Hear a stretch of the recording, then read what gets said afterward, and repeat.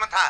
पहले जो यज्ञ होते थे उन यज्ञ का नियम था, यज्ञ में घंटा लगता था। वो यज्ञ की जैसी पूर्णाहुति होती थी तो यज्ञ का घंटा अपने आप बज जाता था, अपने आप बजता था, उसे बजाता कोई नहीं था, अपने आप बजता।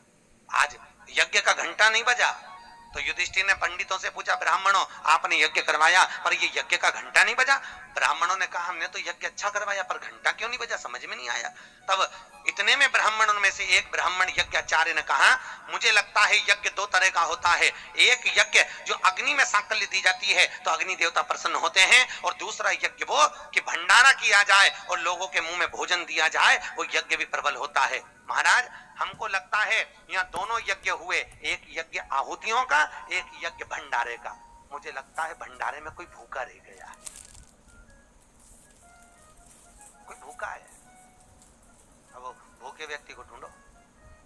पांडव गए और पांडव जाकर जरा पता करो कि भूखा कौन है अपने नगर में, यज्ञ का घंटा बजेगा। जाकर देखा तो एक कुटिया में एक संत बैठे हुए हैं। बाबा आपने भोजन किया है? नहीं। आपने भोजन नहीं किया? नहीं। क्यों नहीं किया? मैं काहे को भोजन करूं, भंडारा हो रहा, चलो भोजन करो। नहीं नहीं मैं नहीं करता। भंडारे में भोजन नहीं करोगे? नहीं। क्यों नहीं करोगे? मैं उसके घर में भोजन करता हूं जो मेरे को 108 अश्वमेध यज्ञ का पुण्य देता है। पांडव मेरे को 108 अश्वमेध यज्ञ का पुण्य दे दे, मैं उनके यहाँ भोजन कर लूंगा।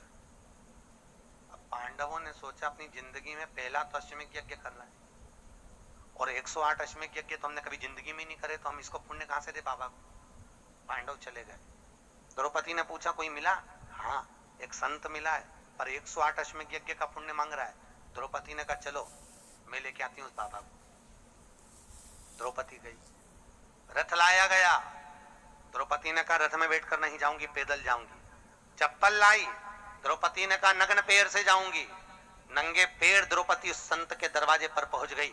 बाबा चलो हमारे यहाँ यज्ञ हुआ है, भंडारे का भोजन करना। बाबा कहते हैं द्रौपदी तुझे मालूम नहीं, मुझे 108 अश्वमेध यज्ञ का पुण्य दे दे, मैं तेरे यहाँ भोजन कर लूंगा। द्रौपदी ने कहा लो बाबा संकल्प छोड़ती हूँ और 108 अश्वमेध यज्ञ का पुण्य तुमको देती हूँ।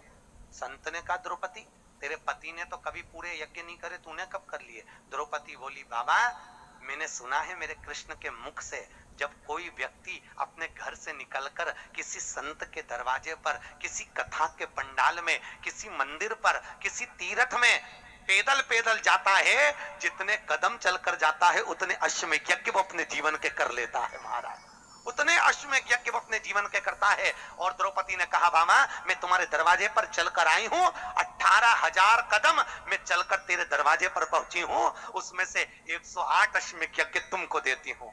संत उठकर खड़ा हो गया, द्रौपदी के यहाँ गया, भोजन करा तो यज्ञ का घंटा बज गया महाराज, यज्ञ का घंटा।